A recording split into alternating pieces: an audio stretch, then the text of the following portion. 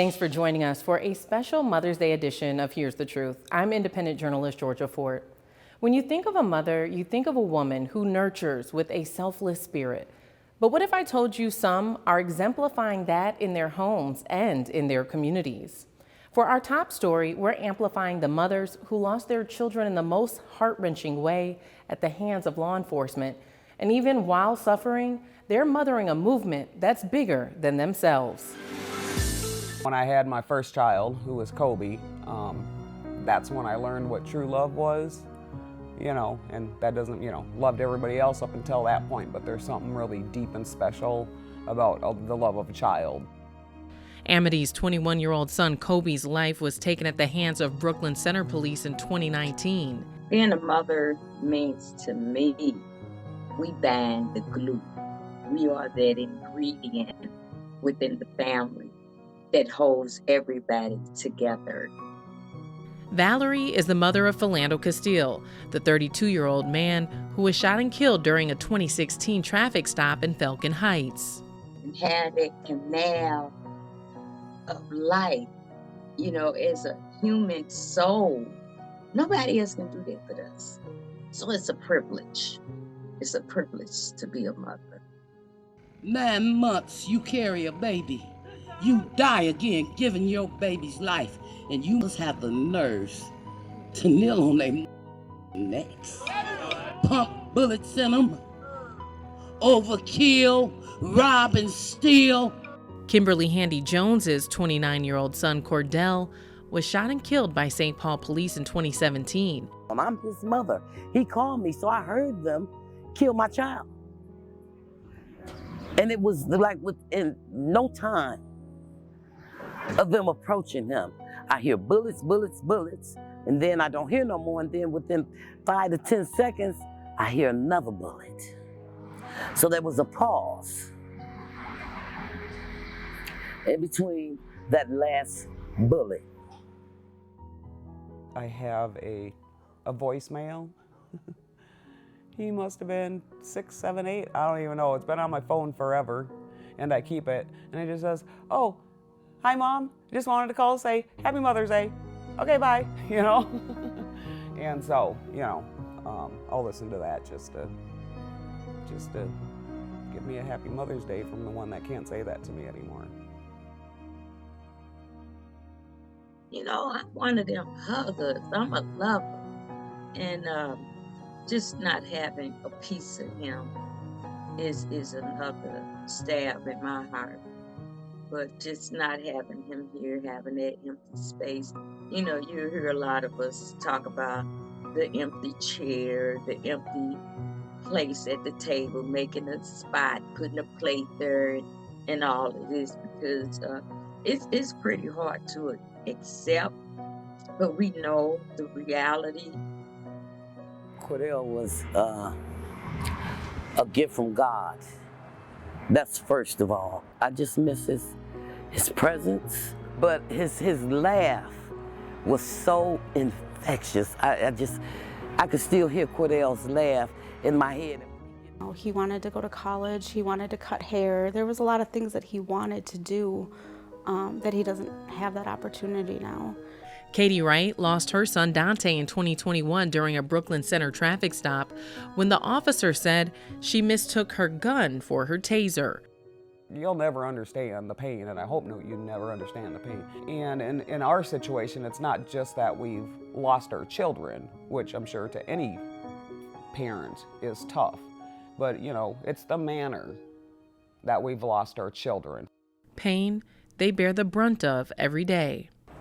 I dropped my cell phone when I looked at that video because it traumatized me. You don't know what it takes sometimes to just get out of bed. Some days I just want to lay there. But I feel my son's spirit pushing me. Mama, get out that bed. Get out that bed. And I asked God, why would you take my son? Some people say you shouldn't question the Lord. But I know if you don't question him, you cannot get an answer. Black lives, black lives, black lives. I was holding myself responsible for my son's death because I told him to say he had the weapon in the car. So I was talking to God in Philando, and God said, get it back where it belongs. That's not your burden to carry. You did absolutely nothing wrong. Philando didn't do anything wrong, and that's not your burden to carry. You give it back where it belongs. So that's when I started giving it back.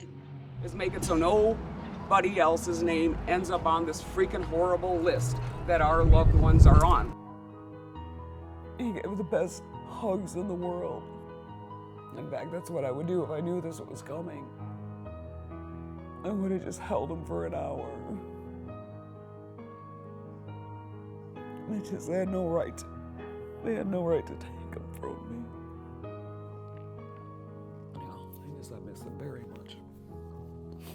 Even in the midst of unimaginable suffering, the mothers say they find their strength amongst each other. It's a horrible feeling, and I cried for other mothers, feeling bad for someone else who loses a child.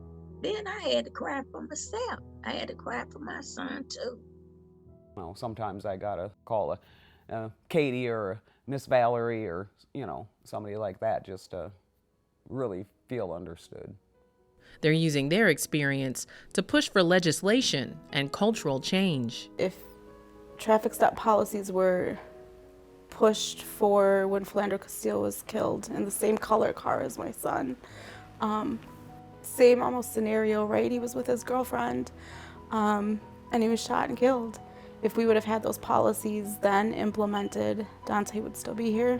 That's right. And it could be your son, it could be any of them. That's right. And it's not just black people, it's anybody. None of you.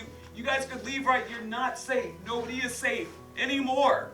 But 4 days before my son was murdered, I said out loud that my greatest fear as a parent of an autistic child is that I will get a call saying that the police have murdered my child. It helps knowing that we're fighting for the policy changes, it really does, but it hurts to have to be able to tell that story. My son meant the world to me, and he touched a lot of people's hearts, and that's a beautiful legacy to leave.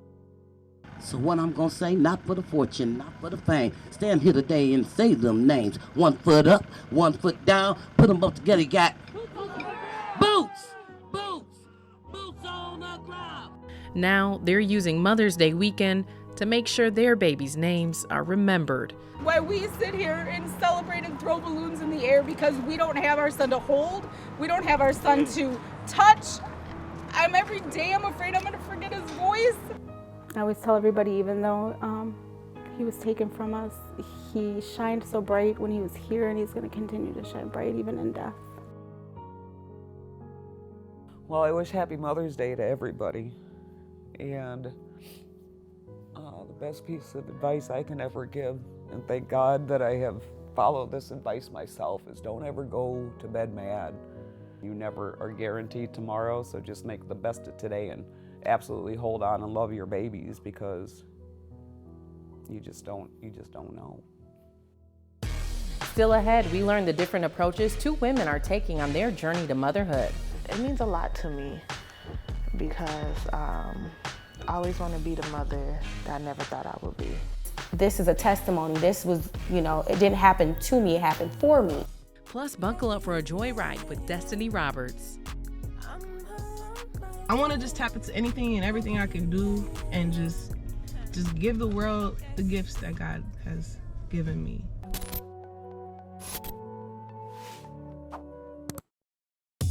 Get access to extended interviews and exclusive content by becoming a monthly subscriber. Support the truth. Go to georgiafort.com, select support, and become a monthly subscriber today.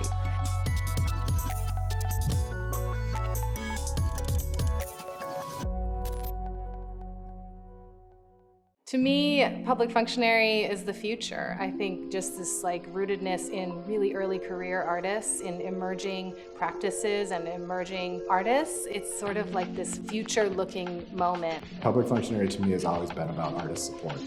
and providing opportunity and resources to artists, particularly artists who haven't had access to those opportunities in the past. Public functionary is the place where you really can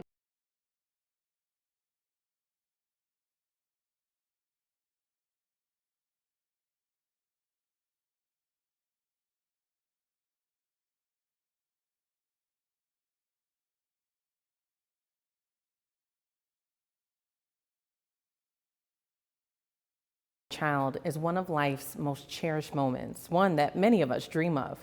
But that dream turns into a nightmare for Black mothers more than white ones, with them being more susceptible to death during delivery. Birthing experts can help prevent that unfortunate truth. And this week, a doula shares why her advocacy saves lives and changes the narrative. There's points on your feet that if I hit, can help with the contraction. A helping hand for expecting mothers. I like to do sit down so they can question me. I can give them information. I can ask them some questions. Woodland DeSir is a body healer and birthing doula. So a doula is just a support. They advocate for you. They give you the information that you need. So you're just there to support the mom, support the dad, and just educate them. She helps women stay grounded physically and emotionally during and after pregnancy. In through your nose, yep, and then we blow it out your mouth. We blow it away. She's walking Jamesia and Kevin through their transition to parenthood. I'm gonna do hydrotherapy, which is you basically sit in the tub and have your contraction, and then if you can, you get out of the tub and give birth. That was something that we manifested, we talked about before you were even pregnant. We love water. It's kind of one of our love bonds is water and swimming. At first I was anti-doula. We don't need nobody up in here, period, just off the top. You gonna tell them that you say you're the doula? Oh yeah, I'm the doula. Okay. I was prepared to be for a doula. Well, I never seen someone have a doula, so I didn't know if it was necessary. But as we was going through the pregnancy, we were like, oh, it's really necessary to have another set of hands to help us out. That's all I'm doing is just kind of give you a glimpse of what we're going to expect at the hospital. It means a lot to me because I always want to be the mother that I never thought I would be. Woodland's presence was felt through each trimester and during the birth of their beautiful and healthy baby girl.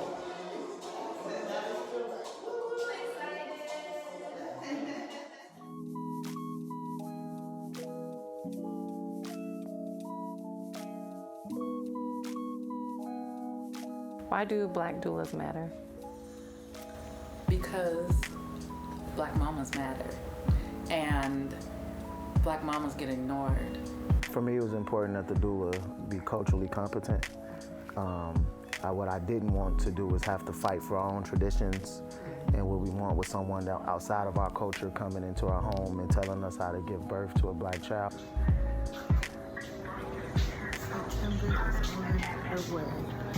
A guiding light tailored to the experiences of Black women who suffer far worse maternal health outcomes than their white counterparts. I'm a big advocate for people that look like me or people of color, period. What inspired you to do birthing work? With my first daughter, I didn't even realize I had a midwife. I thought she was a doctor. And so she was very, very hands-on. I trusted her very much.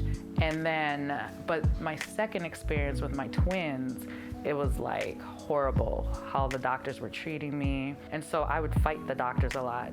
Twice, they could have killed my babies actually, but because I advocated for myself, it didn't happen. And after that, I was like, I never want a mother to go through that because I know how I am. But I don't know if the next mom is going to be able to advocate for herself. CDC data echoes her story and the ones of other Black women for generations. Woodland believes safer birthing experiences start by just listening. I've had mamas come to me and be like, they left the placenta on me. I'm like, how? That doesn't make any sense because they're supposed to examine it before they even say you're good to go. But again, it comes down to they don't listen, they think you're fine. You can tolerate more pain, so really it's nothing. The maternal mortality rate is 3 times higher for Black women, according to a 2020 study.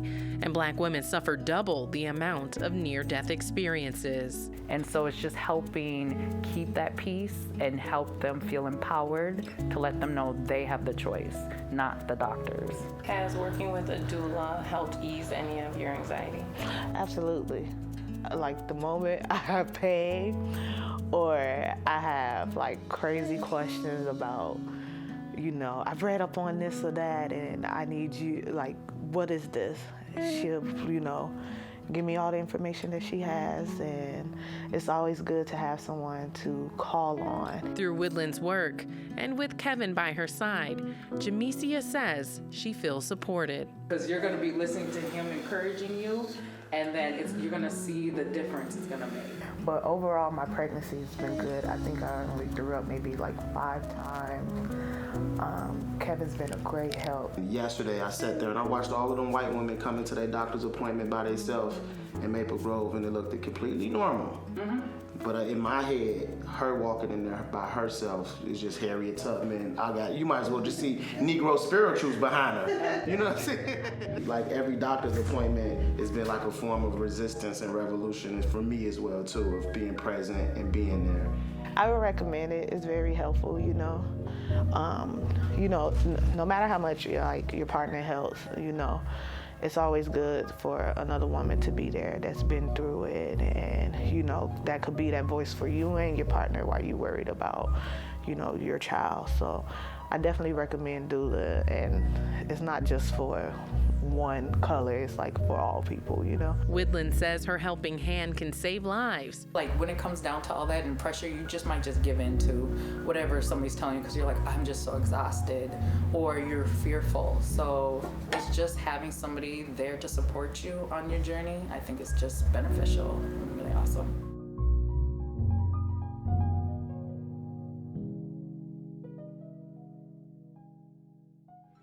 Now, through her new book, Lisa Moy reveals what it was like to nearly lose her life while being pregnant. Poppin', it's your girl Lisa Moy on the Modern Hip Hop Channel, rocking with you until 3 o'clock. Lisa Moy found success early in her career, sharing her voice on multiple radio stations across the Twin Cities. Well, you know where I'm at, my favorite spot. In 2015, she went radio silent, leaving many to speculate why she was missing from their morning commute. They know the story, but they don't know the story. Until now. Ladies and gentlemen, let me tell y'all who is in the building. Lisa Moy, what's going down? Q Bear, hey. In her new book, November, Lisa details the traumatic experience that kept her off the air for months. A lot of the public was under the impression that you had been in like a car accident or something, but that's not quite what happened, is it? Not at all. This book is for everybody. This is Lisa's story. It's for everybody that's ever been through anything painful and just came out of it okay. No doubt. I don't want to give it all away. Like, people need to read it in order to fully understand what you went through. But when people ask you, what is the book about? What do you say? I say child loss. That's the first thing I say. You know, their eyes, I get a lot of, and like, really? And it's, you know, it's like they want to know more. Should I say this, the introduction, or no? Okay. I think I have a defect. Most little girls dream of one day being a mother.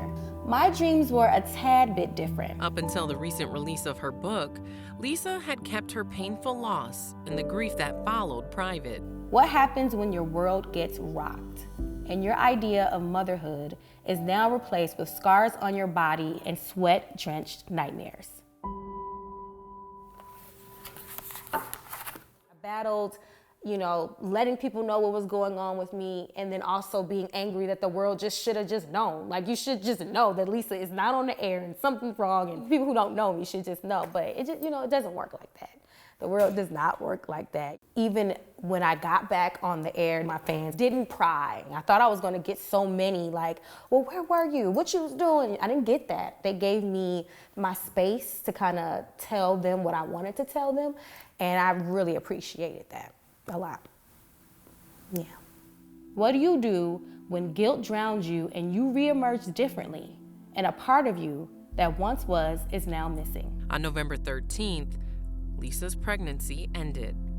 If life is a trip, then death must be an excursion. I think about Marley all the time. I have a tattoo. I honor the birthday, I think about the day of the loss, all the time. And it's always in a good spirit, in a good light, in a good way. It's never it's not too often where I'm, sad about thinking of Marley.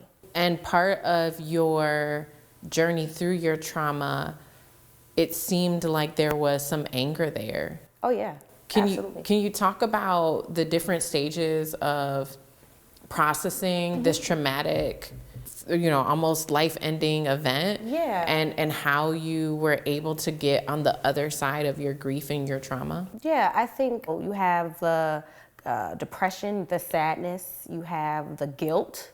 I kept saying I didn't want to be a mother, I didn't want to be a mother, I didn't want to be a mother.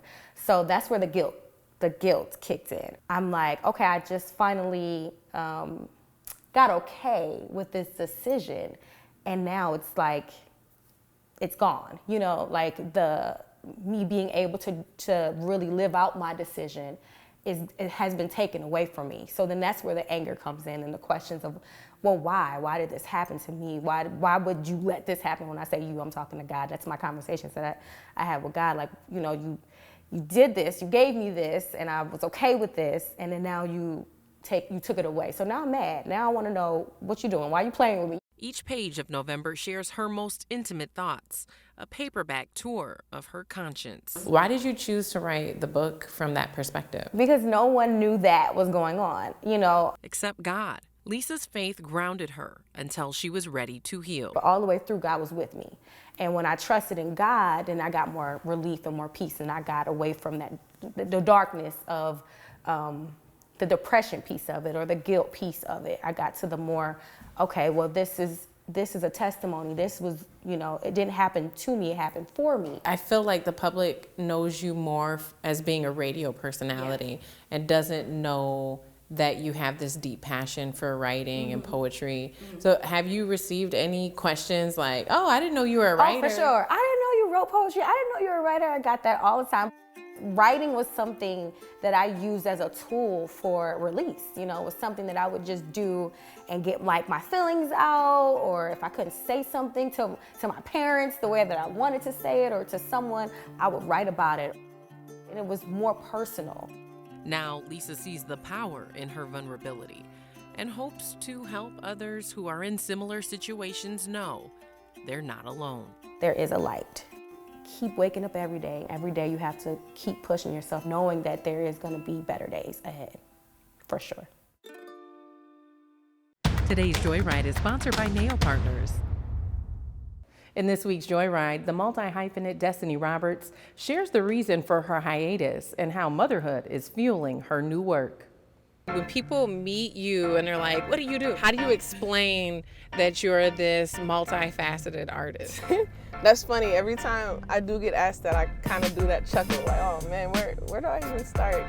I'm a recording and performing artist. I also am a videographer, photographer, and I have my own clothing line. And then I go on, I could do websites, I can do this, I can do that, but I try to keep it simple and just say I'm like an artist/creative. I don't know. I'm a human. Right, I'm a human at the end of the day. Yep. Oh, I love it. Yeah. Hide the haters for our skin. Dominate, seal the step with melanin. And they don't wanna see us win. But that's too bad, we was both some champions. So, you haven't performed for a while. You've been on a little bit of a hiatus. I have been, yes. Yeah, what you been up to? I had my first baby. I stopped really writing music. I stopped performing. I stopped taking clients for video and photography work. I was physically wasn't capable to do certain things, so I had to start learning about myself outside of being an artist. And that's what really these last 2 years that have been that journey, is just figuring out who Destiny is outside of the artistry and the creativeness. Is I went through kind of like an identity crisis almost. After I had my daughter, it's like, who am I? Being a new mom can be hard. Yes. Yeah. I've dealt with postpartum depression, and by the grace of God, I was able to get out of that and like conquer that. And I feel like I can relate so much more to just women in general and mothers and what motherhood is and what that looks like, you know, for all of us in our lives. You talked about postpartum depression. How did you identify that you had it, and how were you able to overcome it? I've never gone through something like that. And so when I was going through it, and I feel like in my weakest vulnerable moments, the enemy came in and tried to put in all these crazy like thoughts and doubts and all kinds of just things in my head. Like, I had to literally like keep fighting these thoughts until like I knocked it all out, you know? And now like I feel like I'm on top.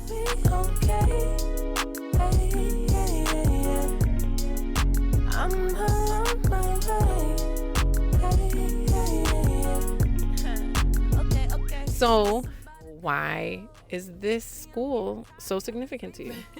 Yeah, so this was just one of the greatest times in my life. I went here from 3rd to 6th grade. It was an art school. This is a space where like I feel like I got to be me. I was embraced for the artist I was. I'm forever like grateful for that experience. Feeling like I'm out of place, so I'm out of here. I take them to another place. I be so gone on from another habitat. Melanin mommy from the moon, just imagine that. I was gonna ask, what's next? Yeah, what's next? Like, I have 2 different clothing lines going on. One for like merch, and then I have another line that's called Raw Authentic. Now it's just time to level up and I just want to be a vessel and serve people through my gifts, pretty much. Okay, are you gonna share your gift? Yes. Ah! Yeah, I want a bigger counter, want a bigger house. But I want my joy so big that it could fill the house. Everybody said they got it, but don't really get it. Everybody said they get it, but don't really get it. Get my best day out the way. Ain't none pause, but I don't play. My worth and faith cannot have separation. Ain't no way that I could separate it. They said preach, I told her segregation. I'm only resting just for restoration. Been working hard, we need our reparations. Today's Joyride is sponsored by Nail Partners, bringing a renewed approach to commercial real estate and urban planning. Thanks so much for watching our Mother's Day edition of Here's the Truth. For extended versions of these stories and more, head over to georgiafort.com. In the meantime, I hope you have a wonderful Mother's Day, and I'll see you next Saturday.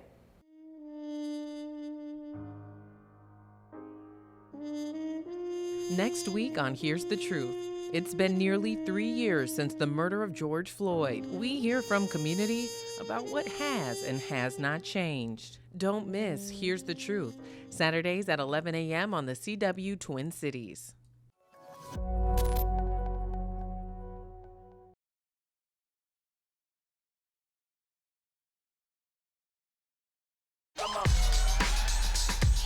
You're not going to get it all right.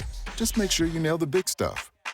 Like making sure your kids are in the right seat for their age and size. Get it right at nhtsa.gov/the right seat.